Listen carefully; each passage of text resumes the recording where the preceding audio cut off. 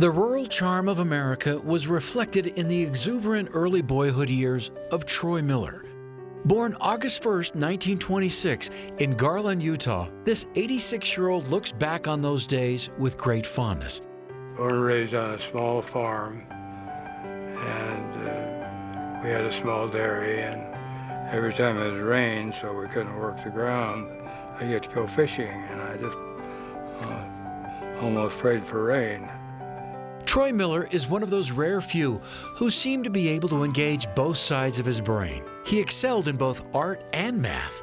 Perhaps that's why he did so well in the real estate business and fixed up more than a few houses along the way, while serving twice as the president of the Board of Realtors.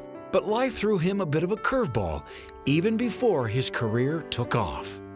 He joined the Navy when he came of age to see the world, but fate had a different plan and a sense of humor, as he was assigned to the munitions depot in landlocked Hawthorne, Nevada. It could have been a tough blow for such an adventurous young man, but he learned from the experience and moved on.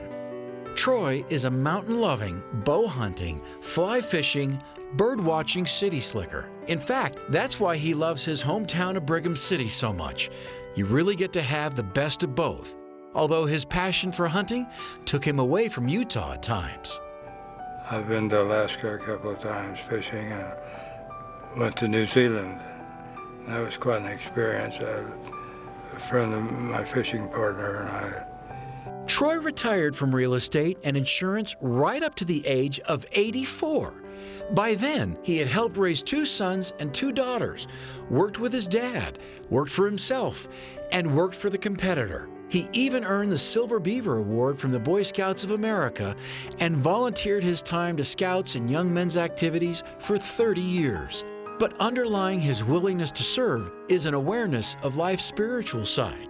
Once, a quick response up in the mountains saved his life from rolling over a dune buggy after the brakes went out. And I could just see that coming back on me. And it stopped. And I got off and feeling like I was lucky to be alive. Of course, it would have probably killed me. Troy credits God for saving him that day in Idaho, as well as from a swerving drunk driver in a narrow near miss up Logan Canyon. And according to his wife, Darlene, Troy appears to be making good on the life he's been given. Because as a grandpa, he plays with his grandkids for hours, and Troy never turns them down. Congratulations to Troy Milton Miller, Avalon Life Journeys Award recipient from Pioneer Care Center.